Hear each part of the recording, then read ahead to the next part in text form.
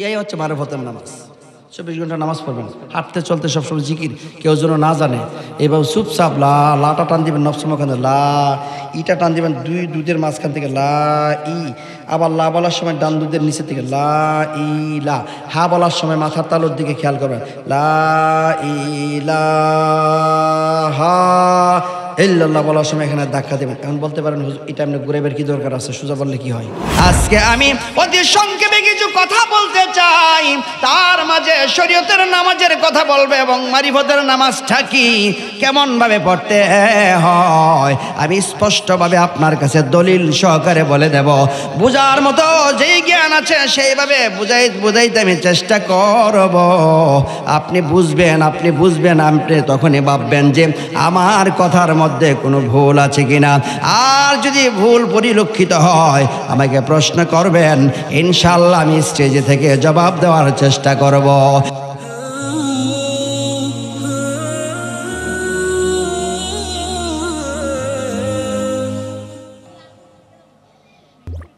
তাহলে আমার নবী ছাড়া হাসরের মাঠে কোনো উপায় আছে? এই পৃথিবীতে 1 বছর নয়, 2 বছর নয় বাবা, 63টা বছর পৃথিবীতে অতিক্রম করেছেন। বন্ধুরি,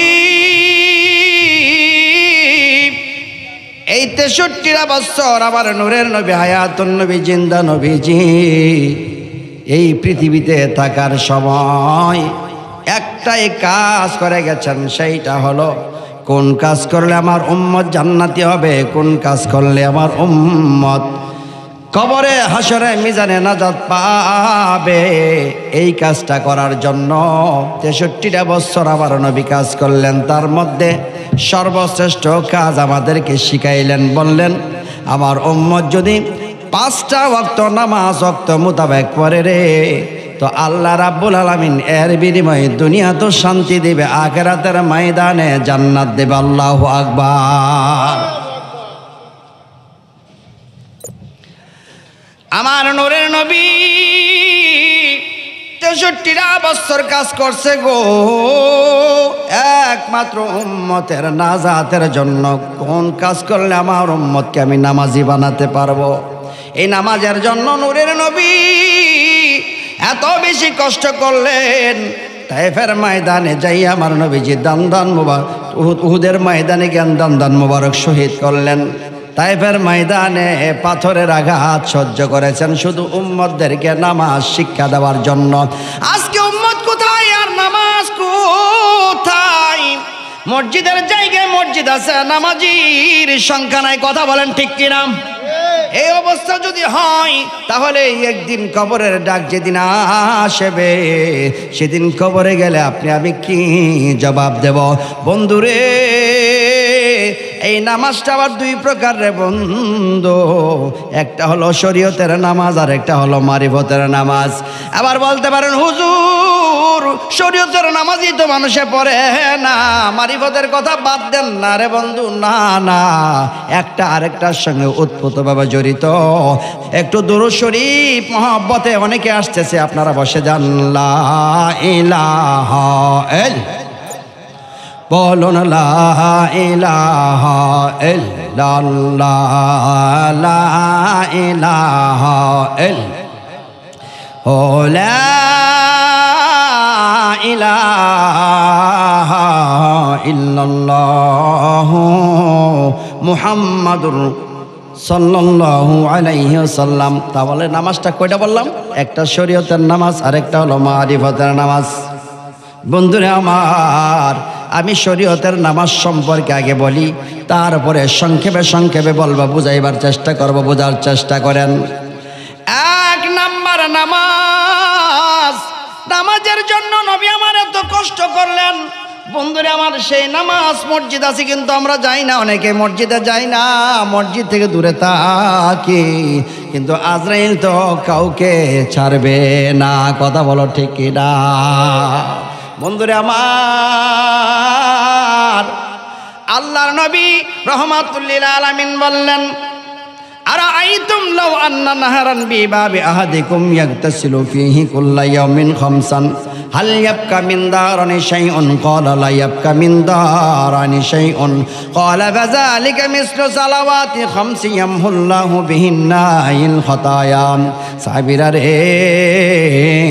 বলো রে সাহাবীরা, তোমাদের বাড়ির সামনে দিয়ে যদি একটা নদী প্রবাহিত হয়, সুবহানাল্লাহ বলেন, কি প্রবাহিত হয়? তোমাদের বাড়ির সামনে দিয়ে যদি একটা নদী প্রবাহিত হয়, রে সাহাবীরা, এই নদীটা সাঁতরিয়ে সাঁতরিয়ে যদি পার হইয়া ওই পারে যাও, বলো রে সাহাবীরা, তোমাদের গায়ে কি কোনো ময়লা থাকবে? সাহাবায়ে কেরাম বলল, ইয়া রাসূলুল্লাহ, নবীজি, লা ইয়াবকা মিন দারানি শাইউন, ইয়া রাসূলুল্লাহ, আমাদের গায়ে কোনো ময়লা থাকবে না। আল্লাহর নবী বললেন, এমন ভাবে যদি দৈনিক নদী গোসল করে করে পার হয়ে যাওয়া লাগে 5 বার, বলো রে সাহাবী, তোমাদের গায়ে কি কোনো ময়লা থাকবে? সাহাবায়ে কেরাম তখন বললেন, ইয়া রাসূলুল্লাহ, নবী গো, লা ইয়াবকা মিন দারানি শাইউন, আমাদের গায়ে ময়লার কোনো রেশ মাত্র থাকবে না। আল্লাহর নবী ডাক দেয়া বলেন, সাহাবীরা, এমন ভাবে কেউ যদি নামাজ আদায় করে, এক নামাজ থেকে আরেক নামাজের মধ্যে যতগুলি ছোটখাটো গুনাহ করবে রে, আল্লাহ রাব্বুল আলামিন নামাজ দিয়া যেমন নদীর পানি দিয়ে গা পরিষ্কার করে দেয়, নামাজ দ্বারা তার আমল থেকে গুনাহগুলি মাফ করে দেবে। চিল্লায় বলেন আল্লাহু আকবার, আরো জোরে বলেন ইয়া রাসূলুল্লাহ। কিন্তু সেই নামাজ, আমার নবীর হাদিসের মধ্যে নামাজের কথা আছে, কোরআনে রয়েছে, মসজিদের জায়গায় মসজিদ আছে, ইমাম রয়েছে, কিন্তু সবাই তো নামাজে যায় না। বলুন, নামাজের সংখ্যা বেশি নাকি বাজারের মানুষের সংখ্যা বেশি? কথা বলে না কেন? বাজার বেশি না? এটাই হচ্ছে জাহান্নামের লক্ষণ। মসজিদে যারা যায়, এই মসজিদের মানুষগুলির চেহারার দিকে তাকাইলে আল্লাহর নূর প্রকাশিত হয়। আর যারা মসজিদে যায় না, নামাজও পড়ে না, এই বাজারে বন্দরে হাটে বাটে খেলার মাঠে তাদেরকে বেশি বেশি পাওয়া যায়, তারা কোনোদিন জান্নাতের গন্ধ পাওয়ার সম্ভাবনা নাই। কারণ আমার নূরের নবী বলেন, হাসরের মাঠে মানুষকে প্রথম একটা প্রশ্ন করবে, সেটাই হলো হিসাব নেবে, শুধু নামাজের হিসাব। তুমি তোমার নামাজ পড়ছো কিনা? এই বলেছে, নামাজটা আমি 2 ভাগে ভাগ করে নিয়েছি, শরীয়তের নামাজ, তরিকতের নামাজ, দুইটাই নামাজ একই পর্যায়ে আমি আলোচনা করে দিতে চাই। আগে আসুন নামাজ কিভাবে পড়তে হবে, তারপরে আমি তরিকতের নামাজটা শরীয়তের সঙ্গে মিক্সিং করিয়া দুইটার মধ্যে সমন্বয় করে বুঝাই দিতে চাই। আপনিও কোরআন হাদিস থেকে আমার কাছে বুঝে নেন শরীয়তের নামাজ কি এবং মারিফতের নামাজ কি। উচ্চ আওয়াজে বলুন আল্লাহু আকবার। ওরে বন্ধুরি, নবী আমার একদিন হযরত সালমান ফারসি রাদিয়াল্লাহু তাআলা আনহু একজন সাহাবী ওনাকে নিয়ে গেলেন শীতের দিন। শীতের শেষে বসন্তকাল যখন আসে, একটা গাছের ডালের শাখার মধ্যে ধরে ঝাড়া দিলেন, ঝরঝর করে পাতাগুলি পড়ে গেল। হযরতে সালমান ফারসি রাদিয়াল্লাহু তাআলা আনহু তখন বললেন, ইয়া রাসূলুল্লাহ, নবী গো, এই যে গাছের পাতাগুলি ঝরঝর করে পড়ল, ইয়া রাসূলুল্লাহ, কি বুঝাইতে চাইলেন গো নবীজি? আমার নূরের নবী বলল, রে সালমান ফারসি, এই গাছের পাতাগুলি যেমন ভাবে ঝরঝর করে পড়ে গেল, আমার কোন উম্মত যদি 5 ওয়াক্ত নামাজ পড়ে রে, তার আমল নামা থেকে গাছের পাতার মতো গুনাহগুলি ঝরঝর ঝরঝর করে পড়ে যাবে। আল্লাহু আকবার। আজকে নামাজ, ফজরের নামাজের খবর নাই, জুহর খবর নাই, আসর খবর নাই, মাগরিব খবর নাই, আছে না নাই? তাহলে কেমন করে আমরা জান্নাতে যাব? জান্নাত কি মামুর বাড়ির কলা মামানি সিলায় সিলায় দেবে আর তুমি রাক্ষসের মতো শুধু চাবায়া চাবায়া খাইবা? না না না, জান্নাতের জন্য কাজ করতে হবে। আমার নূরের নবীজি, হায়াতুন নবীজি এত কষ্ট করলেন, পেটে পাথর বাঁধলেন, এমন ভাবে তিনি না খাইয়া থাকলেন শুধু নামাজের জন্য। আজকে নামাজি কোথায়? এই জন্য কবি বলে, নামাজকে বলো না কাজ আছে, কাজকে বলো আমার নামাজ আছে। কথা বলো ঠিক কিনা? যারা দাঁড়িয়ে আছে রে বন্ধু, বাবারা ভাইরা, অল্প সময়ের মধ্যে মিলাদ পড়তে চায়, আসুন বসে যান। সাইডে বসে যান, জায়গা আছে পিছনে, অল্প সময় মিলাদ পরে ইনশাল্লাহ আপনার তাবারক নিয়ে চলে যাবেন ইনশাল্লাহ। বসে পড়েন, রেডি? নামাজকে বলো না কাজ আছে, কাজকে বলো আমার নামাজ আছে। বলো নামাজকে বলো না। আওয়াজ হচ্ছে না, আপনারা পারেন তো ইনশাল্লাহ? পড়বেন না আমার সঙ্গে? রেডি? কার সুর কতটুকু আছে দেখা যাবে, মাশাআল্লাহ। নামাজকে বলো না, মাশাআল্লাহ। কাজকে বলো আমার নামাজ আছে, নামাজ সারা পর পারে কি জবাব দেবে তুমি খোদার কাছে?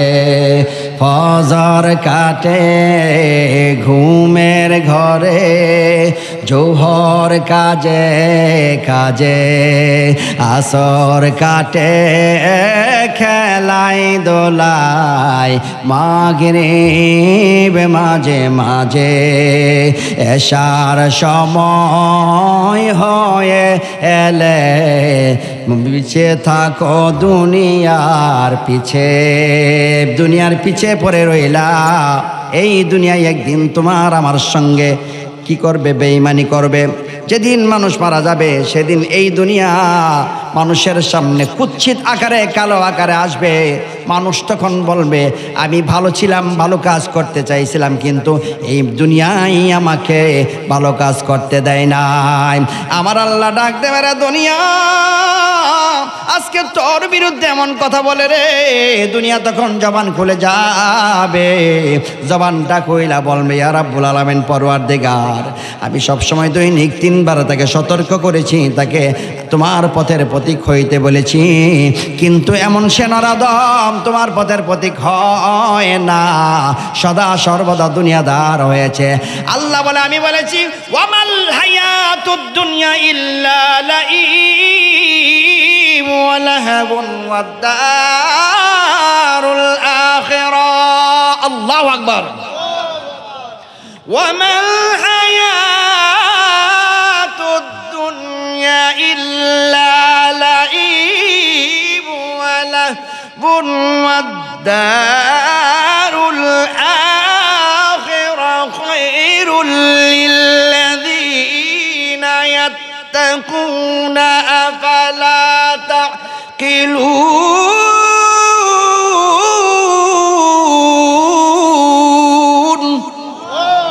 ওয়ামাল হায়াতুদ দুনিয়া ইল্লা লাইবুন, এই দুনিয়াটা আল্লাহ বলেছেন খেল এবং তামাশার জায়গা। ওয়াদ-দারুল আখিরাহ, আখিরাতের ময়দান হলো খায়রুন, উত্তম, লিল্লাযীনা ইয়াত্তাকুনা ফালা তাকিলুন, যারা বুঝতে পারে তাদের জন্য। আল্লাহু আকবার।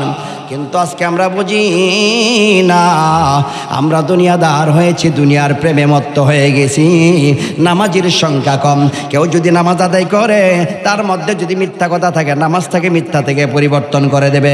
কেউ যদি নামাজ আদায় করে তাহলে তার মধ্যে যদি সুদ থেকে আস্তে আস্তে সুদ তার থেকে চলে যাবে। কেউ যদি নামাজ পড়ে তাহলে তার মধ্যে যতগুলি অন্যায় আছে এই নামাজই তাকে সত্যের পথ দেখাবে। আল্লাহ বলে সালাতা তানহা আনিল ফাহশাই ওয়াল মুনকার, নামাজি পারে একমাত্র তোমাকে সত্যের পথ দেখাতে। আল্লাহু আকবার। আরো জোরে বলুন ইয়া রাসূলুল্লাহ। তাহলে নামাজের মতো নামাজ পড়তে হবে। এই যেই নামাজ পড়লে আমার খোদার ধ্যান পূর্ণ হয়ে যায়, এমনভাবে নামাজ আদায় করতে হবে। নামাজে দাঁড়াইলা বেগুন ক্ষেতের মধ্যে যদি তোমার মন পড়ে যায়, নামাজে দাঁড়াইলা তুমি যদি দুনিয়ার মধ্যে তোমার মন পড়ে যায়, তাহলে এই নামাজে কোনো দিন প্রকৃত নামাজ হয় না। এই জন্যই কবি বলেছেন হুজুরি কলবে নামাজ পড়ো রে, হুজুরি কলবে নামাজ পড়ো। হুজুরের অর্থ হাজির, হাজির আল্লাহ হাজির নাজির। কলবের অর্থ হৃদয়, কলবের অর্থ হৃদয়, হৃদয়ে ধ্যান করো রে, হুজুরি কলবে নামাজ পড়ো। জোরে জোরে বলুন না মারহাবা। তাদের দাঁড়ায় থাকে শোনার অভ্যাস, দাঁড়ায় থাকেন সমস্যা নেই, যেমনি যে সুযোগ হয় মানে সুবিধা হয় আর কি। হ্যাঁ, আর মন চাইলে একটু বসেন, জায়গা তো আছে এখানে। আর দাঁড়ায় থেকে দেখা সুন্দর দেখা যায় না, ঠিক আছে না? এটা প্যান্ডেলটা কিসের বাগান? যাদের জবান আছে আল্লাহ জবান দ্বারা কথা বলার তৌফিক দান করে, একটি কিসের বাগান? এই যে এটা বেহেশতের বাগান, এইটা আল্লাহ বলছে না রসুল বলছে? আমার নূরের নবী। এই যে আমারা তুমি রিয়াদিল জান্নাহ, এই যে আমারা তুমি রিয়াদিল জান্নাহ ফরতিউ ক্বালু ইয়া রাসূলুল্লাহ ওয়া রিয়াদুল জান্নাহ ক্বালা মাজালিসুল ইলমি। আল্লাহর নবী বলে তোমরা যখন জান্নাতের পাশ দিয়ে যাও রে সাহাবীরা, সেখান থেকে কোনো না কোনো কিছু সংগ্রহ করিও। সাহাবায়ে কেরাম বলল ইয়া রাসূলুল্লাহ দুনিয়ার মধ্যে জান্নাতের বাগান কোনটা? নবীজি তখন বলল দুনিয়ার জান্নাতের বাগান হলো যেখানে কোরআন সুন্নাহর কথা বলা হয়, ওই জায়গাটাই হলো জান্নাতের বাগান। উচ্চ আওয়াজে বলুন আল্লাহু আকবার। কিয়ামতের দিন মুসিবতের সময় আমার আল্লাহ রাব্বুল আলামিন পৃথিবীর শুরু থেকে যত মানুষ এই পর্যন্ত আছে এবং ভবিষ্যতে থাকবে সমস্ত মানুষদেরকে ডেকে ডেকে বলবে, আরে দুনিয়ার মানুষেরা, আমি যে আমার নবীদেরকে দুনিয়াতে প্রেরণ করেছিলাম কি জন্য? আমি আমার নবীদেরকে দুনিয়াতে প্রেরণ করেছিলাম একমাত্র নামাজটা প্রতিষ্ঠা করার জন্য। রে দুনিয়ার মানুষেরা, তোমরা কি নামাজটা সঠিকভাবে আদায় করছিলা কিনা? তোমরা কি নামাজটা সঠিকভাবে আদায় করছিলা কিনা? কষ্ট হচ্ছে আপনাদের? আমি সংক্ষেপে ওয়াজ করব। রে ভাতিজা, তোর জ্বালা কিন্তু আমি দেশ ছেড়ে দিব। জ্বালাইলেই তো সব চুপ, একদম চুপ, কথা কবি। আমি ওয়াজ করি, তুই ওয়াজ করতেছ, তুই না মাইক দিয়ে ওয়াজ করা না আসা এনা। আরে নবী আমার উম্মতের দেওয়ানা, তোমরা জানো না নবী আমার উম্মতের দেওয়ানা। হাওয়ার চাদর গায়ে গদিয়া নবী যাই দুরুদ পড়িয়া গো। আরে সেই নবীর দুরুদের সুরে মন যে ঘরে রয় না, তোমরা জানো না নবী আমার উম্মতের দেওয়ানা। কিয়ামতের কঠিন ময়দানে যেদিন আল্লাহ বলবেন ইয়াউমা ইউকশাফু আন শাকি ওয়া ইয়াদউনা ইলা সুজুদ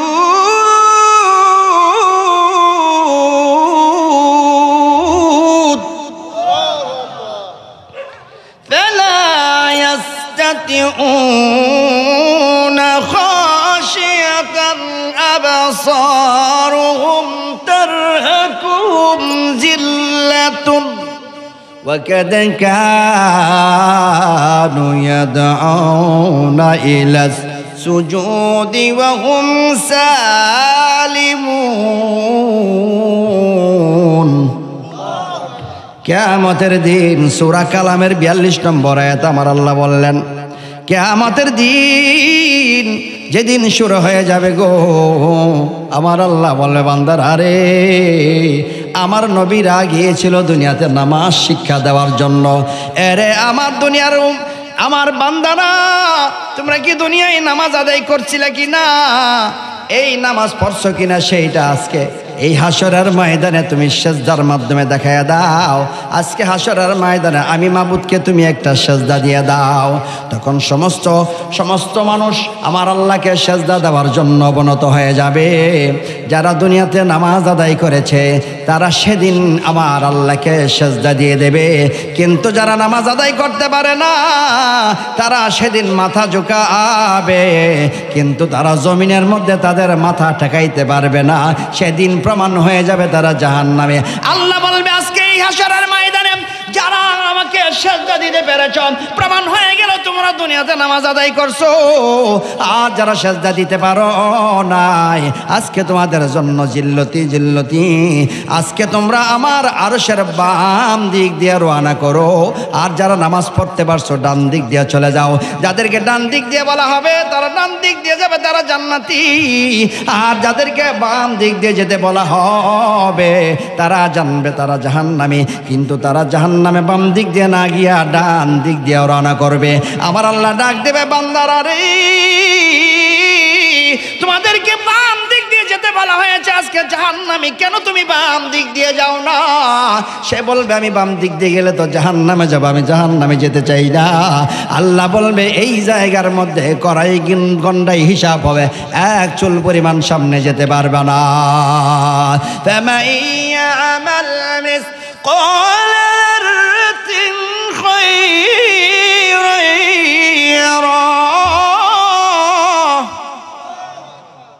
وَمَن আল্লাহ বলেন فَمَن يَعْمَلْ مِثْقَالَ ذَرَّةٍ خَيْرًا يَرَهُ, বিন্দু পরিমাণ ভালো কাজ করলে সেটা দেখানো হবে। فَمَن يَعْمَلْ مِثْقَالَ ذَرَّةٍ شَرًّا يَرَهُ, শরণ মানে অনুত্তম মানে মন্দ কাজ। যদি মন্দ কাজ করে থাকো, বিন্দু পরিমাণ যদি মন্দ কাজ করে থাকো, এই হাসরের মাঠে সেটাও তোমাদেরকে আজকে দেখানো হবে, কড়াই গন্ডাই হিসাব নেওয়া হবে।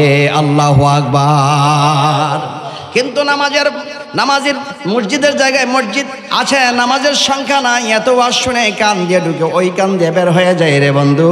কিয়ামতের ময়দানে আমার আল্লাহর নবী বললেন, প্রথমে যারা নামাজ আদায় করবে তাদেরকে 4টা জিনিস দেওয়া হবে। দুনিয়াতে তাদের কোনো খাবার পরার কোনো অভাব হবে না, আর কবরে যাওয়ার পর কবরের মধ্যে নূরের বাতি জ্বলতে থাকবে।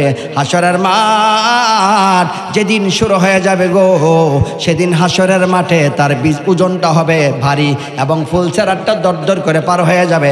ডান হাতের মধ্যে আমলনামা দেওয়া হবে, বিনা হিসাবে জান্নাতে দেওয়া হবে। আল্লাহু আকবার।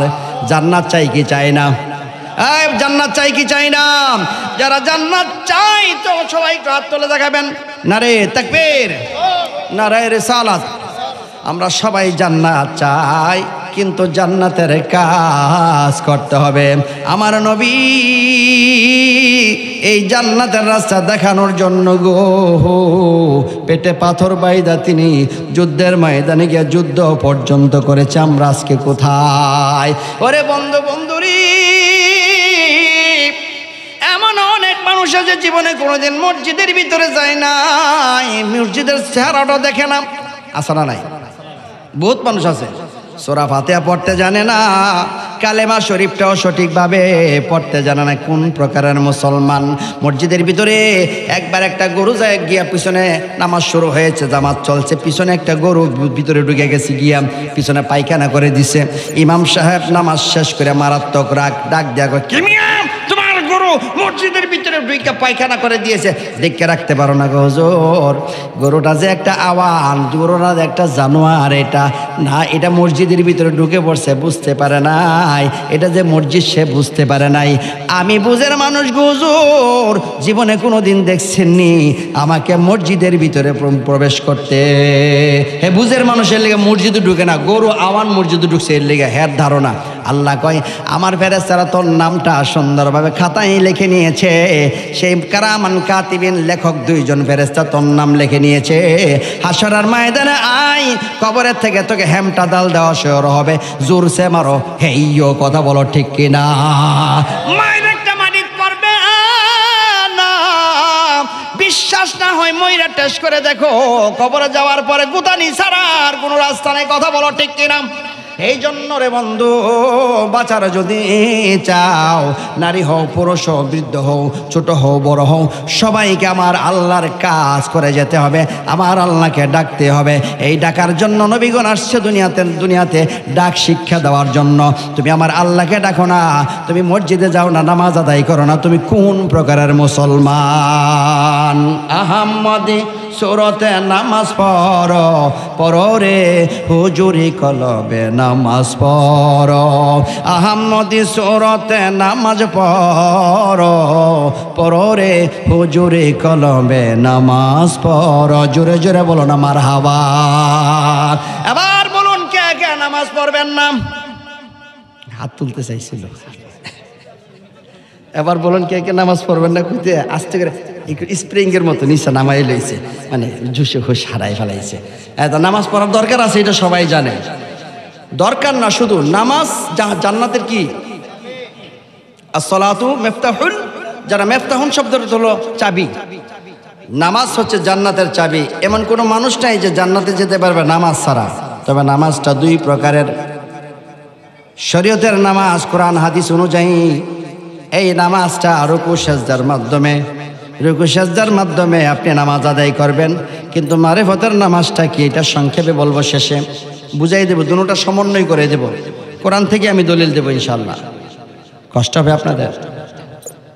যে নামাজ ইকুয়ালাইজারটা দিলে সুন্দর হয়, যে আপনার সাউন্ড কোয়ালিটি অনেক সুন্দর, একটু হালকা কমাই দিন, করে বাড়ি দিলে আমার কেন বাড়ি মারে, একটু কমাই দেন। হ্যাঁ, মাশাআল্লাহ, ওনার মাইক কোয়ালিটি কিন্তু অনেক ভালো। আরও কয়েক জায়গাতে দেখছি ওনার মাইকের সিস্টেম অনেক সুন্দর। বন্ধুগণ আমার, তাহলে এই যে নামাজ, সালাত আল্লাহ পাক আমাদেরকে দিলেন। এই যে মেরাজ গেল কয়দিন আগে, মেরাজের সন্ধ্যা আল্লাহ রসুল মেরাজ থেকে নামাজটা পর্যন্ত নিয়ে আসছেন। আর নামাজের জন্য নবীজি আমার সেরা কাপড় পর্যন্ত পরে এই যুদ্ধের ময়দানে গিয়েছেন, কাপড় ছিল না। আজকে উম্মত কোথায় আর আমরা নবী কোথায়? কিয়ামতের দিন মুসিবতের সময় নবীজি উম্মতদেরকে শাফাত করবেন। কোন উম্মতদেরকে? যেই উম্মতেরা বেশি বেশি করে সুদ খায়। কথা বলেন ঠিক কিনা? ঠিক না? কিয়ামতের দিন আমার নবী আমাদেরকে শাফাত করবেন কোন উম্মতদেরকে? যে উম্মতেরা 5 ওয়াক্ত নামাজ আদায় করেছেন। কথা বলেন ঠিক কিনা? 5 ওয়াক্তের বাহিরে অনেক মানুষ আছে যারা তাহাজ্জুদের নামাজ পড়ে। এই 5 ওয়াক্তের বাহিরে এমন মানুষ আছে যারা মারিফতের নামাজ পড়ে। মারিফতের নামাজটা কি বুঝাই দেব বাবা? স্পষ্ট কাট করে আজকে কোরআন থেকে আমি আপনাকে মারিফতের নামাজ শিখাই দেব। যারা শিখবেন আজ থেকে, যদি আমল করতে পারেন, 7 দিনের ভিতরে রেজাল্ট আপনি পাবেন ইনশাআল্লাহ। সবাই বলেন ইনশাআল্লাহ। বাবা আমার, রাত গভীর হচ্ছে, ধীরে ধীরে মানুষের মন মাইন্ড একটু অন্যরকম হয়ে যাচ্ছে। একটি কথা বলি শুনেন, আমার সমাজে এমন মানুষ আছে যারা নামাজ জীবনও শিখে নাই, মসজিদও যায় নাই, এমনকি মক্তবে যায় নাই, কোরআন শরীফটাও পড়ে নাই। আসরা নাই, কোরআন শরীফ পড়ে নাই। আনে নতুন জামাই গেছে শ্বশুর বাড়ি, যাওয়ার পরে শ্বশুর মশাই নামাজি মানুষ কইতেছে, বাবা আসেন আপনার এই নামাজটা আদায় করি। এখন জামাই কয়, আব্বা গো, আমার বাবা আমাকে মক্তবে পাঠায় নাই, আমি কেমন করে নামাজ শিখবো? তোমার বাবা না মক্তবে পাঠাইছে না, নামাজ শিখছো না, তো ঠিক আছে আমার পিছনে নামাজ পড়ো। আমি যেইভাবে নামাজ পড়ি তুমি সেইভাবে পড়বা। আল্লাহু আকবার বলে হাত উঠাইল। সে আল্লাহু আকবার বলে পিছনে দাঁড়াইছে। এই দিকে মসজিদে হঠাৎ করে ফ্যানের বাতাসে ওই লুঙ্গিটা একটু ফুলেছিল, একটা বুমরা পোকা ফ্যানের বাড়িতে লাইগা নিচে পয়রা উড়ে যাওয়ার সময় অ্যাঙ্গেলে ওই যে লুঙ্গির ভিতরে ঢুকে পড়েছে শ্বশুরের। এটা ঘুরতেছে বন করতেছে, বাইর হওয়ার রাস্তা নাই। বের হতে না পারিয়া রাগ হইয়া শ্বশুরের পায়ের মধ্যে একটা কামড় মারছে। এবার শ্বশুর মিয়াজি ব্যথা পাইছে কি পাইছে না? লাভ মরছে, ওরে বাপরে বাপ। যেই খেলে লাভ দৌড়ছিনি, হে অফিসন থেকে ওরে বাপরে বাপ করে লাভ দৌড়ছে। বেটা বুড়া মানুষ, 1 হাত উপড়ছে, হে 3 হাত উপড়ছে। বেটা তো নামাজ পড়ে আর মনে মনে বিরাট রাগ হইতেছে। নামাজ শেষ করে, কেমিয়া তুমি ফাল মারছো কি লিগা? ওরে বাপরে বাপ কইছো কি লিগা? আব্বা আপনি কইছেন না, আপনি যেটা কোন এটা কোন। তা আমি মনে করছি আপনি ওরে বাপরে বাপ কইছেন, এটা বুঝি নামাজের অংশ, এর লেগে আমি কইছি ওরে বাপরে বাপ। আমি তো লাভ দিছি, আমার ভাও কেমন মারছে, তুমি কি লেগে লাভ মারছো? আমি ডরে লাভ দিছি। আমি মনে করছি যত লাভ তত সব। আপনি তো 1 হাত ফুটছেন, আমি 3 হাত ফুটছি। না বুঝার কারণে কথা বলো ঠিক কিনা? নামাজ শিক্ষার জন্য সর্বপ্রথম শিক্ষা মক্তব শরীফ। হুজুরেরা মক্তবের মধ্যে কোরআন শরীফ শিখাই সকালবেলা। আমাদের জীবনে আমরা সকালবেলা মক্তবে যাইয়া কোরআন শরীফ শিখেছি। আজও পর্যন্ত অনেক এলাকার মধ্যে সেই মক্তব আছে না নাই? কিন্তু সকালবেলা মক্তবের ভিতরে না পাঠায়া অনেকেই কিন্টার গার্ডেনের মধ্যে পাঠায়। ইন্টার গার্ডেনে পড়া কোনো অপরাধ না, পড়বেন, পড়ার শিক্ষার কোনো শেষ নাই। কিন্তু মক্তবে না পাঠাইয়া কিন্টার গার্ডেনে পাঠাইলেন। আপনার ছেলেকে আপনি ডক্টর বানাইবেন, ইঞ্জিনিয়ার বানাইবেন, কোনো আপত্তি নাই। ডক্টরেটের ড লাগাইতে এখান থেকে যদি ঢাকা পর্যন্ত যান, এখান থেকে ডক্টরেটের ড লাগাইয়া যদি ঢাকা শরীফ পর্যন্ত যান, এই দুনিয়ায় তার উপকার হবে, দুনিয়ার মানুষের উপকার হবে। কিন্তু হাশরের ময়দানে আমার আল্লাহর দফতরে তোমার 4 আনার কোনো দাম থাকবে না। কথা বলো ঠিক কি না? তোমার দাম যদি বানাইতে চাও, পড়ো, নবীর হাদিস পড়ো, এই অনুযায়ী জীবন গড়ো, নামাজটা সময় মতো আদায় করো, তাহলেই একমাত্র তুমি মওলার সন্ধান পাইবা, মওলার সঙ্গে সাক্ষাৎ হবে এবং জান্নাতের রাস্তা পাইবা। উচ্চ আওয়াজে বলুন আল্লাহু আকবার। এই নামাজের জন্য আমার নূরের নবী, হায়াতুন নবী, জিন্দা নবী গো এত কষ্ট করিলেন। তায়েফের জমিনের মধ্যে গিয়ে বলেছিল, রে তায়েফের জমিনের বাসীরা, তোমরা জানো নি আমি হলো মুহাম্মাদুর রাসূলুল্লাহ, আর তোমরা যদি আল্লাহকে না মানো গো, আর আমি নবীকে যদি নবী না মানো, আল্লাহ পাক তোমাদেরকে জাহান্নাম ছাড়া কিছুই দেবে না। তখন তায়েফের মানুষেরা কি করলো, নবীর এত সুন্দর একটা আহ্বানের বিনিময় এই পাথর দ্বারা আমার নবীকে ঢিলাইতে শুরু করলো। এমনভাবে ঢিল মারলো গো, নূরের নবী, হায়াতুন নবী, জিন্দা নবীদের সমস্ত শরীর মুবারকটা রক্তাক্ত হয়েছে। হাদিস শরীফের মধ্যে আসছে গো, নবীজির পা মুবারকের মধ্যে ছোট ছোট মাসুম বাচ্চারা ঢিলাইছিল আর বলছিল, এইটা একটা পাগল, কোথার থেকে যেন আসছে, আমাদেরকে ধর্মের দাওয়াত দিতে আসছে, কালেমার দাওয়াত দিতে আসছে, আমাদেরকে নাকি নামাজ পড়তে হবে, বাপ দাদার ধর্ম দেব দেবীর পূজা করেছি, আজকে কোথার থেকে আমাদেরকে ধর্মের কথা বললো, এই কথা শোনা যাবে না, ঢিলাও তাকে, বেশি বেশি করে ঢিলাও। নূরের নবীজির শরীর মুবারকটা ফাইটা ফাইটা রক্তগুলি ঝরঝর করে পড়তেছিল। হাদিস তার প্রমাণ, চিল্লায় বলুন আল্লাহু আকবার। দয়াল নবী তুমি গুণমণি, ওরে পাপী লোক তোরাবে বলে নবী গো, ওরে কোরআনেতে শুনি গো নবী, নবী তুমি নবী উলাম্বিয়া, রহমতের ভান্ডার তুমি, সর্বগুণের গুণ গো নবীজি, সর্বগুণের গুণী আহম্মদ মুহাম্মদ নামে গো নবীজি করিল সৃজনী গো নবী, নবী তুমি নবী উলাম্বিয়া। জোরে জোরে বলো না মারহাবা। যেই শরীর মুবারকের মধ্যে জীবনে কোনো মাছি বসে নাই, মশা বসে নাই, ওই নবীজির রক্ত মুবারকগুলি যখন এইভাবে জড়তেছে, রাসূলুল্লাহর সঙ্গে ছিল হযরত আবু বকর। নামাজের জন্য আমার নবী কত কষ্ট করেন দেখেন। আমার নূরের নবীজি কায়েত হয়ে পড়ে গেছে, অনাহারি, মক্কা থেকে 70 কিলোমিটার দূরে ছিল তায়েফের ময়দান। ওই জায়গার মধ্যে যাওয়ার পর যখন তিনি কায়েত হয়ে পড়ে গেলেন, এই সময় নূরের নবীজিকে হযরত আবু বকর সিদ্দিক উঠাইয়া ধরলেন। উঠাইয়া ধরার পর দেখে নবীজির পা মুবারকগুলি ফাইটা ফাইটা রক্ত মুবারকগুলি জড়তেছে। হযরত আবু বকর দেখে নবীজি রক্ত মুবারকগুলি চিপা চিপা জুতার মধ্যে রাখতেছে। ইতিমধ্যে আমার আল্লাহ ডাক দে, জিবরাইল যা রে আমার বন্ধুর কাছে যা, আল্লাহু আকবার, যা রে জিবরাইল, আমার বন্ধুর গায়ের মধ্যে এমন ভাবে আঘাত করতেছে রে জিবরাইল, আমি আল্লাহ তো সহ্য করতে পারছি না, যা রে জিবরাইল তুই যাও।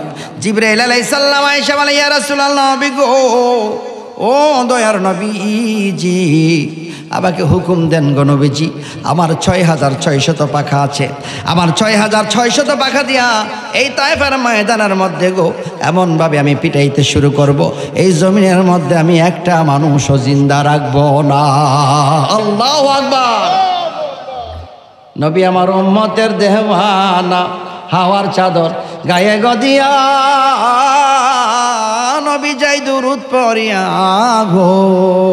আরে সেই নবীর দুরুদের সুরে মন যে ঘরে রয় না, তোমরা জানো না, নবী আমার উম্মতের দেওয়ানা। নবী ডাক দেয়া বলে, রে জিবরাইল, তারা বুঝতে পারে না আমি একজন নবী, এই জন্য তারা আমাকে আঘাত করেছে। যেদিন বুঝতে পারবে রে জিবরাইল, সেদিন তারা তওবা করবে। তাদেরকে তুমি কষ্ট দিও না, তাদেরকে তোমরা আঘাত দিও না। এমনভাবে আবার ঢিলাইতে শুরু করলো। ঢিলে ঢিলে কোন মানুষ পারে রে একটা পাথরের আঘাত নিজে সহ্য করতে? আপনাকে যদি আমি একটা ঢিল মারি, একটা পাথর দ্বারা আঘাত করি, আপনি এখান থেকে কাত হয়ে পড়ে যাবেন, আপনার মাথা থেকে রক্ত বের হয়ে চেঞ্জলেস হয়ে যাবেন, হাসপাতালে নেওয়া লাগবে, পুরা গ্রামের মধ্যে মারামারি লাগবে। নাজমুল হোসেন তাহিরি আসছে এই জায়গার মধ্যে একটা মারামারি করার জন্য, এক লোকের কেল্লা ফাটাইছে, তার ওয়াজের দরকার নাই, তারা দইরা নিয়ে গেল বড়। কথা বলো ঠিক কিনা? এমন একটা অবস্থা হবে। কিন্তু যেই নবীজি দুজাহানের বাদশাহ, যে আল্লাহ পাক যাকে এত সুন্দর সম্মান দিয়ে দুনিয়াতে প্রেরণ করলেন, যার সম্পর্কে আমার আল্লাহ বললেন ওয়ারাফানা লাকা যিকরাক, আমি আমার নবীকে সবচেয়ে সুন্দর, সবচেয়ে বেশি সম্মানী করেছি, রফা করেছি, উত্তোলন করেছি, সম্মান দান করেছি, জান্নাতের মালিক বানাইছি, হাউজে কাউসারের মালিক বানাইছি, এবং দুজাহানের বাদশাহ বানাইছি। এই নবীজিকে এমনভাবে আঘাত দিচ্ছে। আরে বন্ধু রে,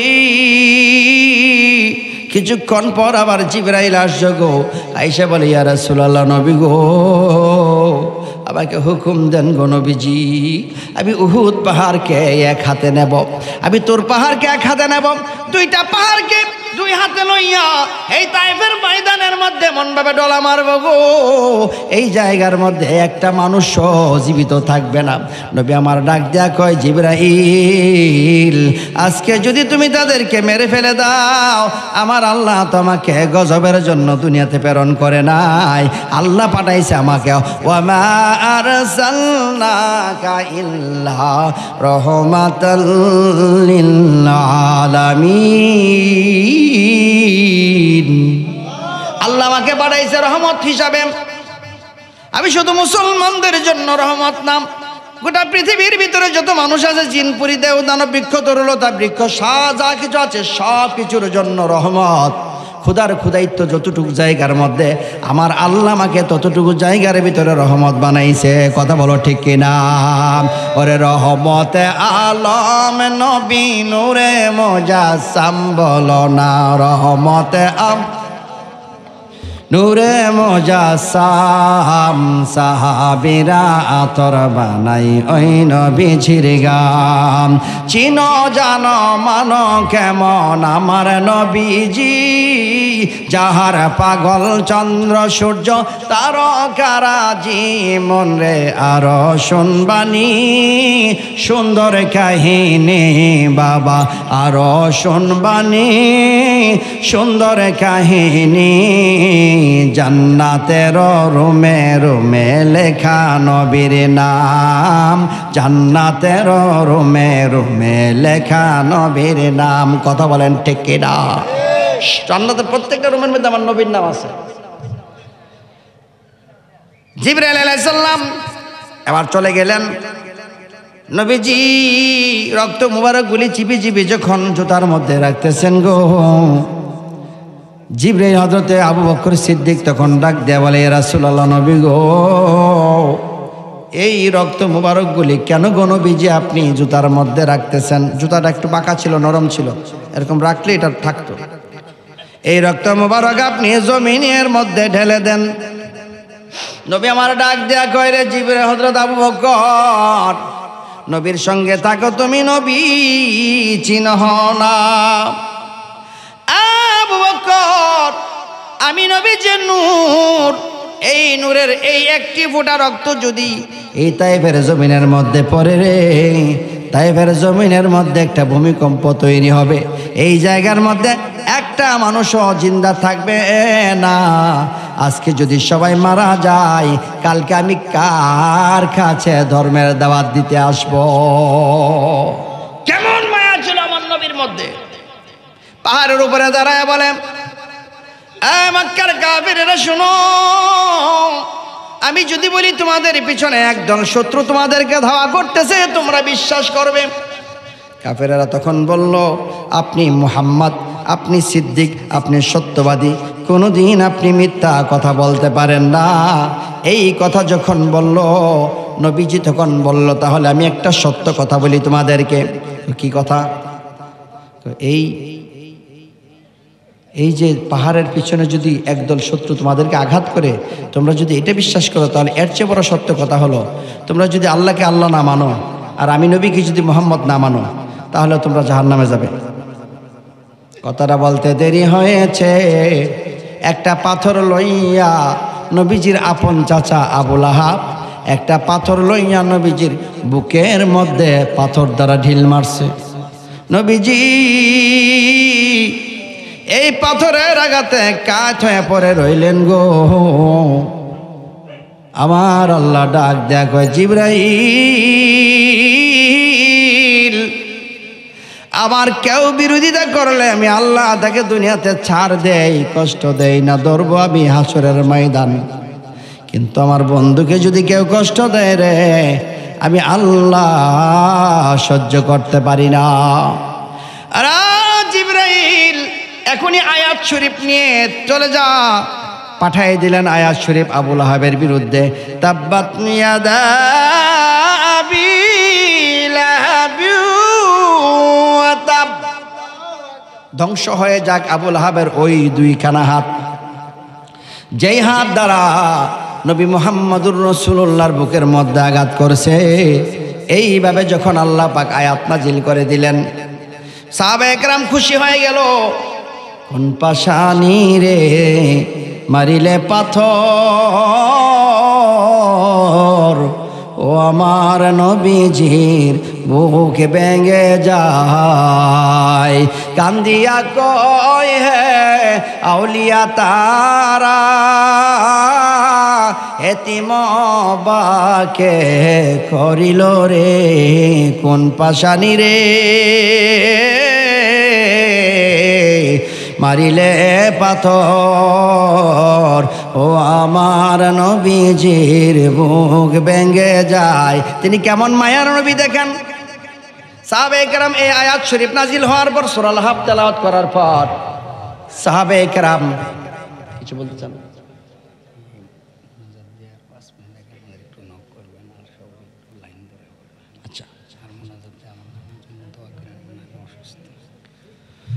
দুরূদ শরীফ পড়েন, আল্লাহুম্মা সাল্লি সাইয়্যিদানা মুহাম্মাদ নাবি শাফিআনা মাওলানা মুহাম্মাদ নাবিয়ানা মাওলানা। আপনারা মনে দুরূদ শরীফ পড়ে অভ্যাস নেই আপনাদের, না থাকলে আওয়াজ হয় না কেন? কোনো সমস্যা আছে? শুনেন, দুরূদ শরীফ আপনি যেই দুরুদই পড়েন না কেন, কোরআন শরীফ হাদিস শরীফে কোথাও লেখা নাই এইভাবে দুরূদ শরীফ পড়তে হবে, ওইভাবে পড়তে হবে, এইভাবে পড়া যাবে না, ওইভাবে পড়া যাবে, এরকম কিছু লেখা নাই। দুরুদ আমি বাংলায় পড়ি, তাহলে আপনি বুঝবেন। বাংলায় একটা আমি দুরুদ পড়ি, হে আল্লাহ, আপনি মুহাম্মদ সাল্লাল্লাহু আলাইহি সাল্লামের উপর শান্তি বর্ষণ করুন এবং ওনার উম্মতের উপর শান্তি বর্ষণ করুন, ওনার পিতামাতার উপর শান্তি বর্ষণ করুন, ওনার আলী আউলাদের উপর শান্তি বর্ষণ করুন, ওনার সাহাবীদের উপর শান্তি বর্ষণ করুন। এটাই দুরূদ, বাংলা অর্থটা এইটা। এখন আপনি কোন ভাষায় বলবেন? বাংলায় বলবেন না ফ্রান্স ভাষায় বলবেন না উগান্ডার ভাষায় বলবেন, এটা আপনার ব্যাপার। আল্লাহকে উগান্ডার ভাষা বুঝে না, বাংলা বুঝে না, হিন্দি বুঝে না, সবই বুঝে আল্লাহ পাক। আচ্ছা, কোনো মানুষের যদি জবানই না থাকে, সে কথাই বলে নাই জীবনে, মা ডাকে না, বাপ ডাকে না, সে আল্লাহ ডাকবে না, সে দুরূদ শরীফ পড়বে না, কি দিয়ে পড়বে? অন্তর দিয়ে পড়বে। তার মানে মহান আল্লাহ পাক আপনার জবান দেখে না, মহান আল্লাহ পাক আপনার চোখ দেখে না, কান দেখে না, তিনি দেখেন আপনার কি অন্তর। কথা বলো ঠিক কিনা? সুতরাং অন্তর দিয়ে আপনি নবীজির উপর শান্তি বর্ষণের দোয়া করছেন, এটাই তো দুরূদ। দুরূদ আর সালাম এক কথাই। সালাম শব্দের অর্থ শান্তি, দুরূদ শব্দের অর্থ শান্তি। সুবহানাল্লাহ বলেন। বুখারী শরীফের ভিতরে দুরুদ ইব্রাহিমের কথা লেখা আছে। নবীজির সাহাবীরা জিজ্ঞেস করল, ইয়া রাসূলুল্লাহ, আমরা কেমন ভাবে দুরূদ শরীফ পড়ব? নবীজি বলতেছে, দুরূদ শরীফ যেমন ভাবে ইব্রাহিম আলাইহিস সালামের উপরে তার ওনার উম্মতেরা দোয়া করত, ঠিক এইভাবে করবা। তো কিভাবে করত? আল্লাহুম্মা সাল্লি আলা সাইয়্যিদিনা মাওলানা মুহাম্মাদিন কামা সাল্লাইতা আলা ইব্রাহিম ওয়া আলা আলি ইব্রাহিম ইন্নাকা হামিদুম মাজিদ। আল্লাহুম্মা বারিক আলা মুহাম্মাদিন ওয়া আলা আলি মুহাম্মাদিন কামা বারাকতা আলা ইব্রাহিম ওয়া আলা আলি ইব্রাহিম ইন্নাকা হামিদুম মাজিদ। শুধু আমি আগে বাংলায় যে দুরূদটা পড়ছি, এটার সঙ্গে শুধু একটা কথা এখানে অ্যাডজাস্ট হবে, সেটা হবে যে আল্লাহ ইব্রাহিম আলাইহিস সালামের উপরে যেভাবে তুমি শান্তি দিয়েছিল, ঠিক এইভাবেও দিও, এইভাবেও দিও, বা তার চেয়ে বেশিও দিও, কিন্তু কমায় দিও না। এটা হলো আসল কথা। সুবহানাল্লাহ বলেন। তাহলে বোঝা গেল দুরুদে ইব্রাহিম এটা যেহেতু বুখারী শরীফে আসছে, মহামূল্যবান। এর অর্থ এই নয় যে অন্য কোনো দুরূদ পড়া যাবে না। কেউ যদি বলে যে দুরুদ ইব্রাহিমটা ছাড়া অন্য কোনো দুরুদ পড়া যাবে না। আপাতত দৃষ্টিতে আমি মেনে নিলাম, ঠিক আছে, মানলাম দুরুদ ইব্রাহিম ছাড়া আর কোনো দুরুদ পড়া যাবে না, মেনে নিলাম। তা তুমি যেহেতু বলো, তুমি যদি বলো যে দুরুদ ইব্রাহিম ছাড়া অন্য কিছু পড়া যাবে না, তাই আগে তুমি নিজে এটা অনুসরণ করো, তারপর আমার শেখাও। যা, তুমিও দুরুদ ইব্রাহিম পড়বে না, আমাকেও পড়াইতে তুমি শেখাইও না, ঠিক না? কারণ আমি নিজে যদি যে আমল করি না, এটা অন্য, আমি যেটা নিজে আমল করি সেটা তো আরেকজনকে শেখাবো, ঠিক কিনা বলেন? ধরুন আমি দুরুদ ইব্রাহিম ছাড়া অন্য কোনো দুরুদ পড়ি না, সুতরাং আমি একজনকে হুকুম করতে পারি এবং নিজে আমল করতে হবে যে আমি এটা ছাড়া পড়ি না, তাহলে আরেকজন এটা মানবে। এখন যিনি বলতেছেন যে দুরুদ ইব্রাহিম ছাড়া অন্য দুরুদ নাই, সে নিজেও আরো 2টা দুরুদ পড়ে, কিন্তু সে নিজেও জানে না আরো 2টা দুরুদ যে পড়ে। কেমনে পড়ে আমি বুঝাই দেন, শুনেন। ধরুন কষ্ট হচ্ছে আপনাদের, আরো 2টা দুরুদ কিভাবে পড়ে সেটা বুঝাই দিই, তাহলে আপনি বুঝবেন। যেমন নাম্বার 1, যখন জানাজার নামাজ পড়ি, পড়ার সময় দুরুদ ইব্রাহিমের ভিতরে কি দুরুদ ইব্রাহিমের ভিতরে একটু এক্সটেনশন করি, সেটা কি? আল্লাহুম্মা সাল্লি আলা সাইয়্যিদিনা মাওলানা মুহাম্মাদিন কামা সাল্লাইতা ওয়াসাল্লামতা, ওয়াসাল্লামতা আছে না নাই? ওয়াসাল্লামতা আলা ইব্রাহিম, ওয়াসাল্লামতা শব্দটা বাড়ছে কি বাড়ে নাই? বাড়ছে তো। তাহলে দুরুদ ইব্রাহিমের মধ্যে এক্সটেনশন করলাম, একটু বাড়াইলাম, এটা বাদ দিলাম। আসুন, প্রতিটা হাদিসের শেষে দুরূদ শরীফ আছে। আন আবু হুরায়রা রাদিয়াল্লাহু তাআলা আনহু ক্বাল, মানে হযরত আবু হুরায়রা রাদিয়াল্লাহু তাআলা আনহু বলেছেন, ক্বালা রাসূলুল্লাহ, এরপরে কি বলি? সাল্লাল্লাহু আলাইহি সাল্লাম, সংক্ষিপ্ত দুরূদ বললাম কি না? সাল্লাল্লাহু আলাইহি সাল্লাম কি দুরূদ নাকি পুরো দুরূদ ইব্রাহিম পুরাটা পড়ে? এখানে সংক্ষিপ্ত দুরূদ পড়ে। প্রতিটা হাদিসের শেষে সংক্ষিপ্ত দুরূদ আছে। বোঝা গেল দুরূদ আপনি কোন ভাষায় বলবেন এটা আপনার ব্যক্তিগত ব্যাপার। এটাকে কাটছিট করে এটাই পড়তে হবে, ওইটাই পড়া যাবে না, এগুলি বলে ইসলাম ধর্মের মধ্যে কি হয়? ফেরকা সৃষ্টি হয়। এই জন্য আসুন মুহাব্বতের দুরূদ শরীফ পড়ে, যেই ভাষায় যেই সুরে পড়েন এই সুরে আমার আল্লাহর কাছে কবুল হয়। আল্লাহুম্মা সাল্লি আলা সাইয়্যিদিনা মুহাম্মাদ নাবিয়ানা শাফিআনা মাওলানা মুহাম্মাদ নাবিয়ানা শাফিআনা মাওলানা মুহাম্মাদ, তোমার নাম যে তগমধুর ডাকে হৃদয় ভরে, বিপদের কান ডারি গনবিজি শোয়া আসন মদিনা। আল্লাহুম্মা সাল্লি আলা সাইয়্যিদিনা মুহাম্মাদ নাবিয়ানা।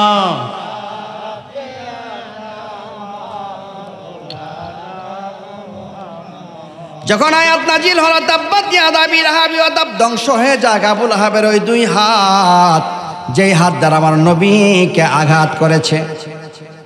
এই আয়াত নাজিল হয়ে যাওয়ার পর সাহাবায়ে কেরাম এই সূরাটা বেশি বেশি করে তেলাওয়াত করা শুরু করলো। তাব্বাত ইয়াদা আবি লাহাবি ওয়া তাব মা আগনা আনহু মালুহু ওয়া মা কাসাব সায়াসলা নারান যাতা লাহাবি ওয়া ইমরাআতুহু হাম্মালাতাল হাতাব ফি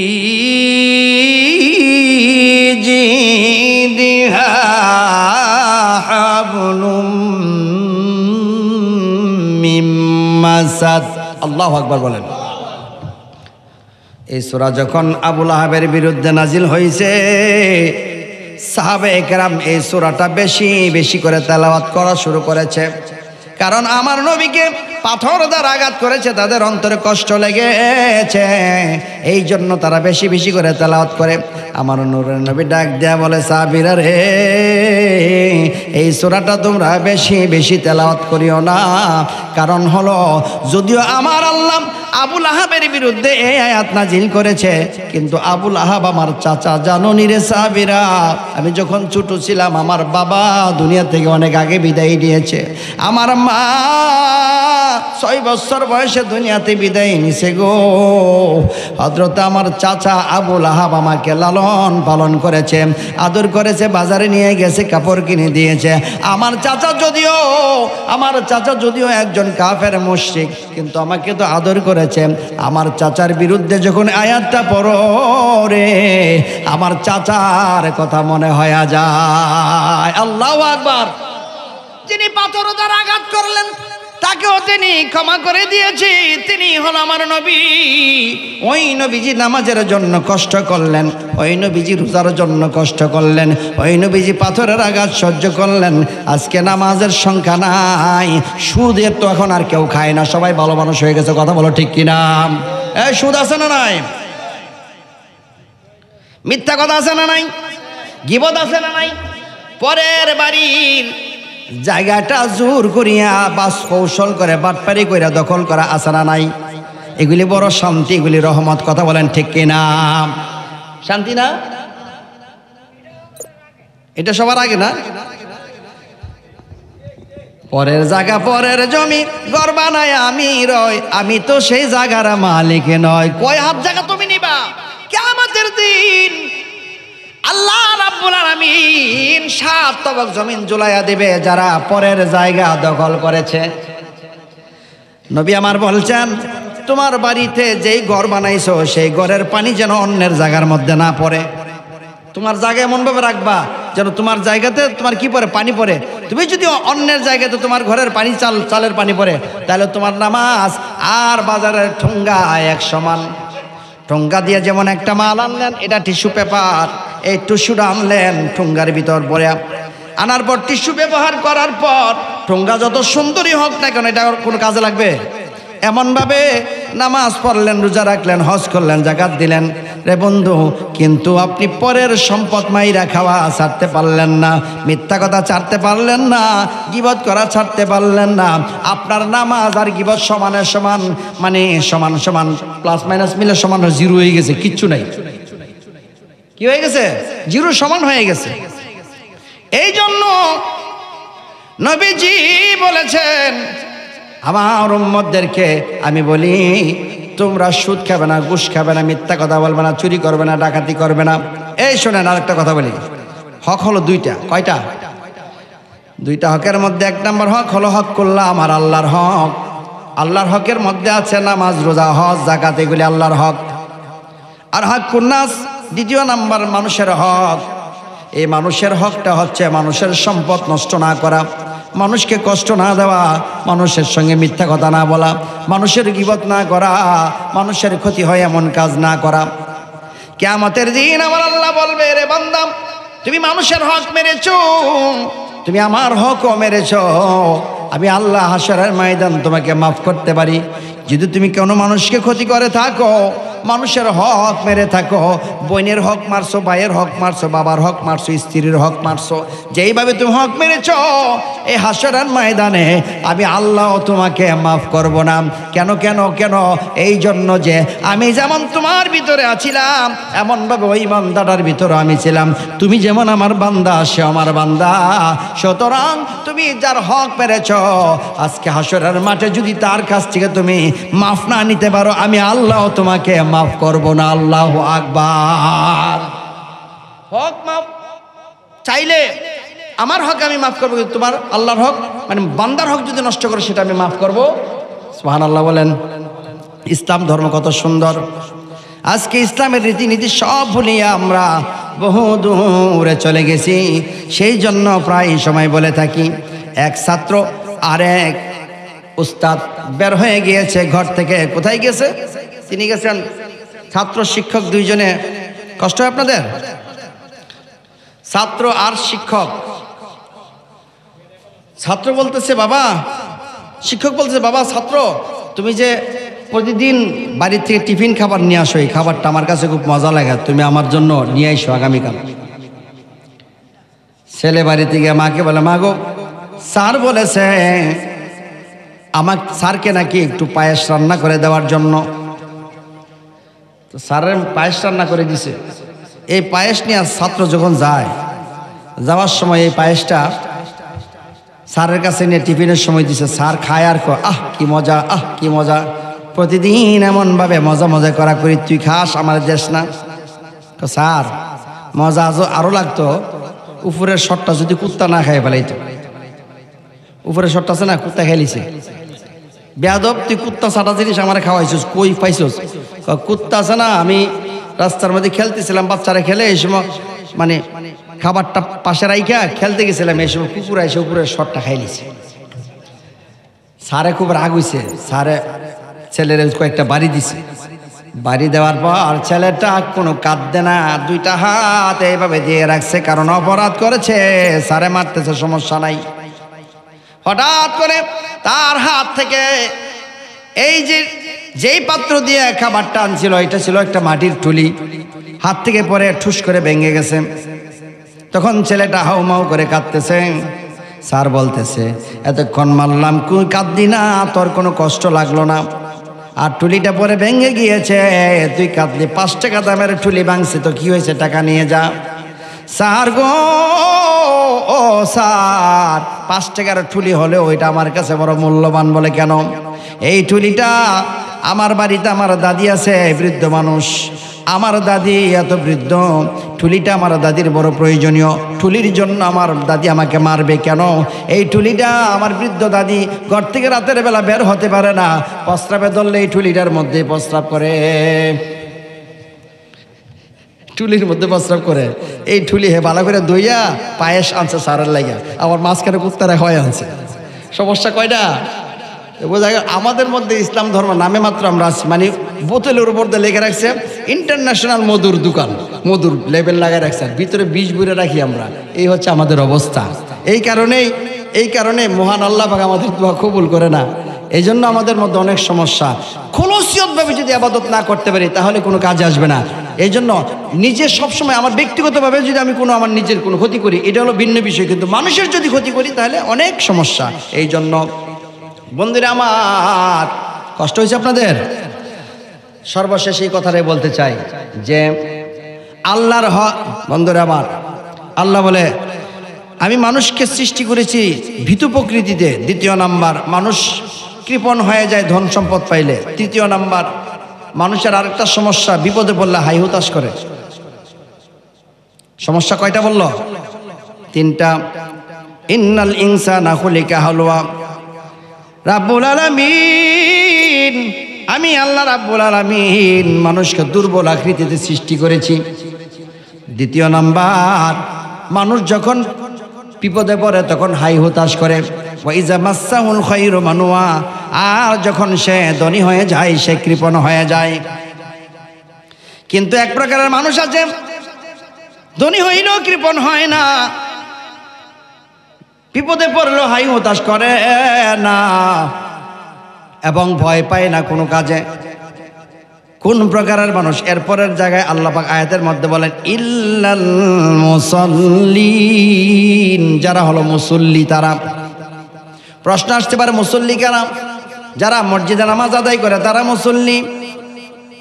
তো আমি বলবো, মনে করেন এই পাড়ার ভিতরে একটা মসজিদ, সেখানে নামাজ শুরু হয়েছে। তো আল্লাহ যেহেতু বলছে 3টা সমস্যা, কিন্তু মুসল্লিদের সমস্যা নাই, আল্লাহ নিজে বলতেছে। তো জামাত শুরু হয়েছে, এই সময় মসজিদের ভিতরে একটা ফানক সাপ ফাঁস করে উঠছে। এমনি বলেন ইমাম সাহেব কি মসজিদে থাকবেন? ওইটা দৌড় দিবে? দৌড় দিবে না? কথা বলে না। ইমাম সাহেবের সাথে 2টা থেকে ফানক সাপ মাথার ধরে জিব্বাটা বাড়ি করতেছে, জিব্বা বাড়ি করে চোখ লাল করে দিয়া, তখন কি করবে? ইমাম সাহেব কি বইয়া ওইটা দৌড় দিব? জানের বই আছে, জান বাঁচানি ফরজ। ইমাম সাহেবকে বাবা আজকে নামাজ পড়া দরকার, জায়গা বা জান বাঁচালে একটু দৌড় মারবো নাই। মুসল্লিরা কি করবে? তারাও দৌড় দিব, কেউ মসজিদের ভিতরে থাকবে না।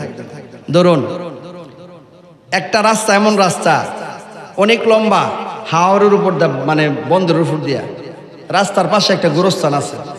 কেউ আপনারা কইছে যে এই গোরস্থানের মধ্যে মাঝে মাঝে বলে রাতকালা বলে লাইট জ্বলে। তো হঠাৎ আপনি ঢাকার থেকে আসছেন, রাত হয়ে গেছে 3টা, মানে একলা বাড়িতে আসা লাগবে।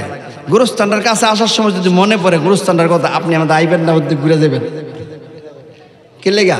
এনে গেলে তো খাইলেই তো না। কিন্তু ওই যে শুনছে যে এখানে গেলে বলে লাইট জ্বলে, ওদের সৈন্য ওই গলা পানি নেই। কারণ কি? ভয়। তো বোঝা গেল যে লোকটা এরকম ভয় করলো সেই লোকটা মনে করেন 5 ওয়াক্ত নামাজি। তা আল্লাহ বলছে, এই তুমি কথা বল না, ইল্লাল মুসল্লি, তোমার এখানে কথা আমার আসে তো, জানো তো, তুমি আমার সাথে থেকে যদি এরকম করতে হবে না, ওইটা তো ওখানে যাও, জায়গা যাও। বিরক্ত লাগে। দেখো আমি যাই আলোচনা করছি, আমার যতটুকু এলেম আছে প্রত্যেকটা মানুষ চুপ করে শুনতেছে, এটাই তো ভদ্রতা। তুমি নিজেই যদি আমার সঙ্গে সেরকম করো তাহলে মানুষ কি করবে? তারা আরো বেশি কথা বলবে। একজন বক্তা যখন কথা বলে অনেক দূরের থেকে যদি একটা সাউন্ড আসে সেটাও কানে বাজে। যেমন এতক্ষণ কুকুরে চিল্লাচিল্লি করছে চতুর্পাশে, এটা আমার মারাত্মক হিট করছে। আমি যদি ওইটা দিয়ে কথা বলতাম তাহলে আমার কথা ছুটে যাইতো, চালাই গেছি। তারপরও এখানে কথা চিল্লাইছে কুত্তা, হ্যাঁ চিল্লাইছে, কারণ এখানে ভলেন্টিয়ার হয়তো নাই সেইভাবে, সেই কুত্তাটা সরাইতে পারছে না। আল্লাহু আকবার বলুন।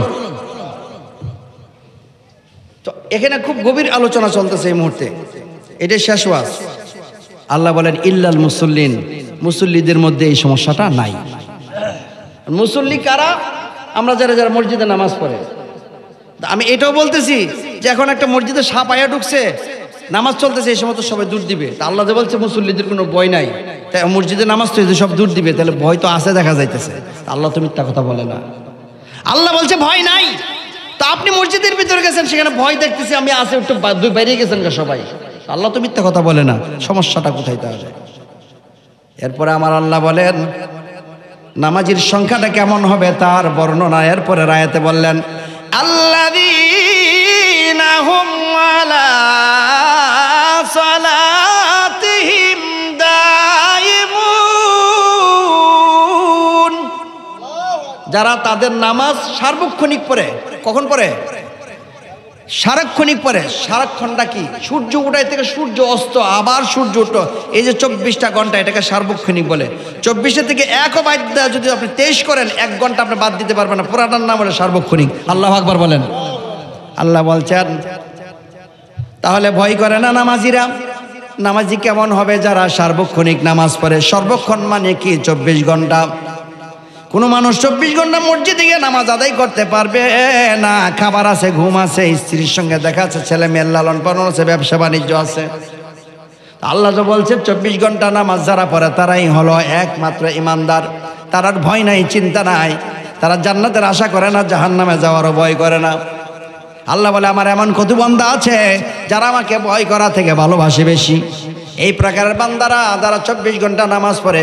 বলতে পারেন হুজুর এখন 24 ঘন্টার নামাজ কেমন ভাবে পড়বো? এখন কি ফজর থেকে শুরু করে সারাদিন খালি নামাজ পড়তে থাকবো? রাতও তো আছে, রাতও তো আছে, আমি কি নামাজ সারাক্ষণ পড়বো? বাথরুমে যাওয়া আছে না, খাওয়া দাওয়া আছে না, তো নামাজ পড়বো কোন সময়?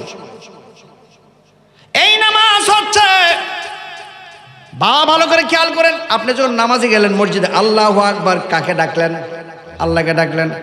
সুবহানাকা আল্লাহুম্মা ওয়া বিহামদিকা ওয়া তাবারাকা ইসমুকা ওয়া তাআলা জাদ্দুকা ওয়া লা ইলাহা গায়রুক, পুরাটা কথা আমার আল্লাহর উদ্দেশ্যে বললেন। আবার রুকুতে গেলেন আল্লাহু আকবার বলে, এটা তো আল্লাহর উদ্দেশ্যেই। রুকুর তাসবিহ বললেন সুবহানা রাব্বিয়াল আযীম, এটা আল্লাহর উদ্দেশ্যে। সিজদায় গেলেন, সেখানে গিয়েও তো বললেন সুবহানা রাব্বিয়াল আলা, সেটাও তো আল্লাহর উদ্দেশ্যেই। আবার দাঁড়ায় সূরা কিরাত পড়লেন, শেষ বইটাকে বললেন আত-তাহিয়াতু লিল্লাহি ওয়াস সালাওয়াতু ওয়াত তাইয়্যিবাত, আল্লাহ গো তোমার জন্য পবিত্রতা, সমস্ত রহমত বরকত যা আছে সব আমি নিয়ে আসছি, পবিত্রতা নিয়ে আসছি আমার পক্ষ থেকে। হ্যাঁ, আসসালামু আলাইকা ওয়া আলা ইবাদিহিল্লাহিস সালিহিন, সালেহ বান্দাদের উপর রহমত দিলেন, শান্তির জন্য দোয়া করলেন, আল্লাহর কাছেই তো দোয়া করলেন। আবার সর্বশেষ বলেন আল্লাহুম্মা ইন্নী যালামতু নাফসি যুলমান কাসীরা, মাবুদ আমি জুলুম করেছি, অত্যাচার করেছি নফসের উপরে, যুলমান কাসীরা অনেক বেশি অত্যাচার করেছি, সুতরাং তুমি ছাড়া আর কেউ নাই আমাকে মাফ করনেওয়ালা। যতক্ষণ কথা বলছেন আল্লাহর সঙ্গে কথা বললেন। কিন্তু বন্ধু আমার, আল্লাহর সঙ্গে কথা বললেন, বলা হয়েছে আপনি আল্লাহর সঙ্গে কথা বলবেন, ভাববেন আল্লাহ আপনার সামনে আছে, অথবা আপনি আল্লাহকে দেখতেছেন, সেইটা ভাববেন। যতক্ষণ নামাজ পড়লেন, আল্লাহু আকবার পরে নামাজে দাঁড়াইলেন, কিন্তু নামাজও চলছে। আপনি সুদের ব্যবসায়ী হলে সুদের টাকার হিসাবও নামাজের ভিতরে করে মানুষে, আছে না নাই? যে যা করে সেইটা ফ্রি টাইম পাই নামাজের ভিতরে করে। তো হুজুরি করলে তো নামাজ আদায় হচ্ছে না। 24 ঘন্টার নামাজ এমন একটা নামাজ যেই নামাজটার মধ্যে রুকু নাই, যেই নামাজের মধ্যে সেজদা নাই, যেই নামাজের মধ্যে আর কোনো দুনিয়াদারি নাই, সারাক্ষণ আমার আল্লাহর জিকির করবেন। রুকুতে গেলেও যদি আল্লাহর নাম, সেজদায় গেলেও যদি আল্লাহর নাম, সূরা কারাত পড়লেন, এটা তো আল্লাহরই কথা, আল্লাহর নাম। সুতরাং যতক্ষণ চললো আল্লাহর কথা চললো। এই জন্য হুজুরি কলবের নামাজ, আসল নামাজ হচ্ছে আপনি সারাক্ষণ জিকিরের মধ্যে থাকবেন, লা ইলাহা ইল্লাল্লাহর জিকির। পৃথিবীর কোনো মানুষ যেন জানতে না পারে। এইভাবে আপনার শেরখফি আকফা থেকে 24 ঘন্টা জিকিরটা জারি করতে থাকবেন। ইহাই হলো 24 ঘন্টার নামাজ। আল্লাহু আকবার। এখন বলতে পারেন হুজুর তাহলে কি 5 ওয়াক্ত নামাজ ছেড়ে দিতাম, শুধু 24 ঘন্টা পড়তাম, সেটা যেহেতু বড় নামাজ? না না না, এই 24 ঘন্টার ভিতরে 5 ওয়াক্ত নামাজ হলো 24-এর একটা অংশ। এই 24 ঘন্টার ভিতরে রোজাটা হলো একটা অংশ। এই 24 ঘন্টার ভিতরে সত্য কথা বলে একজনকে সুশিক্ষা দিচ্ছেন, এটাও একটা অংশ। এই 24 ঘন্টার ভিতরে আপনি ব্যবসা করেন, বিসমিল্লাহ করে দরজা খুললেন দোকানের, এটাও একটা অংশ। আবার দরজা লাগাইলেন বিসমিল্লাহ করে, আপনি মাল দিচ্ছেন বিসমিল্লাহ করে, আবার মাল নিচ্ছেন বিসমিল্লাহ করে, আপনি টাকা নিচ্ছেন বিসমিল্লাহ করে, টাকা দিচ্ছেন বিসমিল্লাহ করে, ঘর থেকে বের হইলেন বিসমিল্লাহ, ঘরে ঢুকলেন বিসমিল্লাহ, আল্লাহর নামে। এমন ভাবে আপনি যতগুলি বিসমিল্লাহ বলবেন, যতবার কোরআন শরীফ তেলাওয়াত করবেন, এটাও এই 24 ঘন্টার আওতাধীন। এমন ভাবে যত ভালো কাজ করবেন, এগুলো 24 ঘন্টার আওতাধীন। এমন ভাবে আপনার 24 পূর্ণ হলো না, কারণ ঘুমাইলেন 8 ঘন্টা, 3 8 24, 8 2 16 ঘন্টা মাত্র পূর্ণ হলো। আর বাকি 8 ঘন্টা কেমন ভাবে পূর্ণ হবে? আল্লাহর নবী বলেন, আমার কোনো উম্মত যদি রাতের বেলা জিকির করতে করতে ঘুমায় যায়, সারা রাত্র জিকির করলে যে সওয়াব হতো, আমার উম্মতকে আমার আল্লাহ সেই সওয়াব তার আমল নামার মধ্যে দান করবে। তাহলে জিকির করতে করতে ঘুমায় গেলে আপনার নফস মুকান তালা লেগে যাবে। দেখবেন নফস মুকান শেরখফি আকফা থেকে আমার আল্লাহর জিকির উৎপত্তি হইতে থাকবে। আপনি তখন দেখবেন মাইকটাও জিকির করতেছে, আপনি দেখবেন লাইটটাও জিকির করে, আপনি দেখবেন প্যান্ডেলটাও জিকির করে। ওই পর্যায়ে যেতে চাইলে 24 ঘন্টার জিকির চালাও।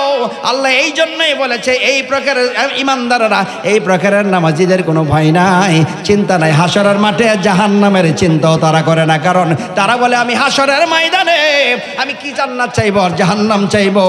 আমি তোমার জান্নাতের মালিককে পেয়ে গেছি, আমি তো জাহান্নামের মালিককেও পেয়ে গেছি, আমার আল্লাহকে পেয়ে গেছি। আল্লাহ বলবে তুমি জান্নাতে যাইবা নাকি জাহান্নামে যাইবা? আল্লাহ গো, দুনিয়াতে আমি 24 ঘন্টা নামাজ আদায় করেছি, শরীয়তের ঊর্ধ্বের নামাজ, আমি এই নামাজ এই জন্য পড়েছি। আবার তুমি জান্নাতে যাও, আমি জান্নাতের আশায় নামাজ পড়ি নাই। তুমি জাহান্নামে যাও, জাহান্নামে তুমি মহব্বত করে দিলে আমার কোনো আশা যায় না। তো তাহলে তুমি কি চাও? কয় আল্লাহ গো, আমি শুধু তোমার ইবাদত 24 ঘন্টা করেছি এই জন্য, একমাত্র তোমাকে ভালোবেসে, তোমাকে ভালোবেসে জান্নাত জাহান্নামের আশা নয়। আল্লাহু আকবার। এই হচ্ছে মারফতের নামাজ। 24 ঘন্টা নামাজ পড়বেন, হাঁটতে চলতে সবসময় জিকির, কেউ যেন না জানে। এবার চুপচাপ লাটা টান দিবেন, নফস মুখান লা, ইটা টান দিবেন দুধের মাঝখান থেকে লা ই, আবার লা বলার সময় ডান দুধের নিচের থেকে লা ই লা, হা বলার সময় মাথার তালুর দিকে খেয়াল করবেন, লা ই লা হা ইল্লাল্লাহ বলার সময় এখানে ধাক্কা দেবেন। এখন বলতে পারেন হুজুর এটা এমনি ঘুরাইবার কি দরকার আছে? সোজা বললে কি হয়? ঘুরাইবার কি দরকার আছে? এই 24 ঘন্টার নামাজ, এটা 24 ঘন্টার নামাজ। এই 24 ঘন্টার নামাজের সিস্টেমটা কেন বিশ্লেষণ করে দেয়, কেন এভাবে ঘুরাইবেন? দেখেন, 1 নাম্বার, এই যে আপনার কলব, সবাই বলে এখানে কলব আছে, আল্লাহ আছে এখানে, আল্লাহর ঘর বাইতুল্লাহ, সুবহানাল্লাহ বলেন। এই যে মানুষ পৃথিবীতে জন্ম লাভ করে, নফস মকান থেকে মানুষের উৎপত্তি, নফস মকান। তাহলে বোঝা গেল নফস মকান একটা মহাশক্তি। মানুষের ভালোবাসা থাকে অন্তরে, এটা একটা মহাশক্তি। ব্রেইন থেকে মানুষের মাথার মধ্যে, এই জন্য এটা আদালত, এটা আল্লাহর কোরআন, এটাও একটা মহাশক্তি। কিন্তু এই শক্তিগুলি কোনো শক্তি হতো না যদি আল্লাহ না থাকতো। তাহলে আপনি কিভাবে বলবেন লা ইলাহা? এই পর্যন্ত অর্থ মনে মনে ভাববেন। লা ইলাহা মানে কোনো ইলাহা নাই, কোনো আল্লাহ নাই। লা ইলাহা, কোনো আল্লাহ নাই, অর্থাৎ আমার নফসের যে শক্তি আছে, এই শক্তির মধ্যে কোনো শক্তি নাই, নিজস্ব শক্তি নাই। আমার অন্তরে যে শক্তি আছে, এটা কোনো নিজস্ব শক্তি না। আমার দিলের মধ্যে যে শক্তি আছে, এটা কোনো সঠিক শক্তি না। আমার ব্রেন যে আদালত যে সঠিকভাবে মানুষের সাথে চলে, পাগল হয়ে যায় না, এটাও কোনো নিজস্ব শক্তি না। সুতরাং লা ইলাহা, এর ভিতরে কোনো শক্তি নয়। যদিও এগুলির অনেক দাম আছে, প্রত্যেকটা সেক্টরের অনেক দাম, এগুলি ছাড়া মানুষের সম্মান হয় না, এগুলি ছাড়া মানুষ চলতে পারে না। তথাপি এইগুলির অনেক দাম, অনেক সম্মান, কিন্তু আমি এইগুলিকে কোনো শক্তিই মনে করি না। তখন শক্তি মনে করি ইল্লাল্লাহ, যখন আল্লাহ আছে। আল্লাহ আছে তো আমার নফসের শক্তি আছে, আল্লাহ আছে তো আমার দিলের শক্তি আছে, আল্লাহ আছে তো আমার জবানের শক্তি আছে, আল্লাহ আছে তো আমার কলবের মাথার মধ্যে ব্রেনের শক্তি আছে। আল্লাহ নাই, এইগুলি সব ধ্বংস হয়ে যাবে। কারণ আল্লাহ রাব্বুল আলামিন তিনি যিনি ধ্বংস হবেন না, অবিনশ্বর সৃষ্টিকর্তা, ওয়াল হাইয়ুল কাইয়ুম। সব কিছু ধ্বংস হয়ে যাবে, মানুষের দেহের ভিতরে সব ধ্বংস হয়ে যাবে, শুধু আল্লাহর অর্থাৎ যে রুহটা আমার ভিতরে আছে এটা ধ্বংস হবে না। আল্লাহ যেমন খায় না আমার রুহও খায় না, এমনভাবে আল্লাহ যেমন ঘুমায় না আমার দেহ ঘুমায়, কিন্তু আমার রুহটা ঘুমায় না। এই জন্য আল্লাহ পাকের মহান পুৎকার হচ্ছে রুহু। এই রুহকে যারা বিশ্লেষণ করে তার শেষ ঠিকানা কেউ কোনোদিন খুঁজে পায় না, এমনভাবে মহান আল্লাহ পাকেরও শেষ কেউ কোনোদিন খুঁজে পায় না। এবার চিন্তা করো তো তোমার ভিতরে কি বসবাস করে, চিৎকার মেরে বলেন আল্লাহু আকবার। এই পরমাত্মাকে যিনি সাধন করতে পেরেছেন তিনিই পৃথিবীতে মহামানব হয়েছেন। আর তার জন্য এই 5 ওয়াক্ত নামাজই শুধু যথেষ্ট নয়, এই 5 ওয়াক্ত নামাজের সঙ্গে তাসবিহ, তাহলিল, কোরআন শরীফ তেলাওয়াত করা, তাহাজ্জুদের নামাজ আদায় করা এবং 24 ঘন্টা জিকির তার অন্তরের ভিতরে পয়দা করতে হবে, তাহলেই তিনি সেখানে প্রকাশ পাবেন। তখন আল্লাহর নবী বলেছেন ওই মানুষটার হাত হয়ে যায় আল্লাহর প্রকৃত হাত, কুদরতি হাত, যে হাত দ্বারা ধরে। ওই মানুষটার পা হয়ে যায় আল্লাহর কুদরতি পা, যে পা দ্বারা চলে। ওই মানুষটার জবান হয়ে যায় আল্লাহর কুদরতি জবান, যেই জবান দ্বারা কথা বলে। ওই মানুষটার চোখ হয়ে যায় আল্লাহর কুদরতি চোখ, যেই চোখ দ্বারা সে দেখে। ওই মানুষটা যদি কোনো কিছু চায়, আল্লাহ বলে চাইতে দেরি হয়, আমি আল্লাহ দিতে দেরি করি না। قال حدثنا خالد بن مخلود قال حدثنا شريك بن عبد الله بن عامر عن عطاء عن ابي هريره رضي الله تعالى عنه قال رسول صلى الله عليه وسلم إن الله قال من آذى لي وليا فقد آذنت بالحرب وما تقرب إلي بالنوافل حتى أحببته فكنت سمعه الذي يسمع بها وبصره الذي يبصر بها ويده التي يبطش بها ورجله التي يمشي بها وإن سألني لا أعطينه। যেটা বললাম শেষের হাদিসটা, এটার এবারতটা বললাম, এটা বুখারী শরীফের 9 নম্বরের হাদিস এবং বুখারী শরীফের মাঝামাঝিতে এই হাদিসটা আছে। অর্থ কি বললাম? যে আল্লাহর কুদরতি জবান হয়ে যায়, আল্লাহর কুদরতি হাত হয়ে যায়, কারণ কি পরমাত্মা তার মধ্যে প্রকাশ পায়। এই জন্য তাকে সাধন করে হলো আসল। বাড়ির পাশে আরশিনগর, ওরে সেথায় এক পরশি বসত করে, আমি একদিন না দেখিলাম তারে। দেখছেন কোনদিন?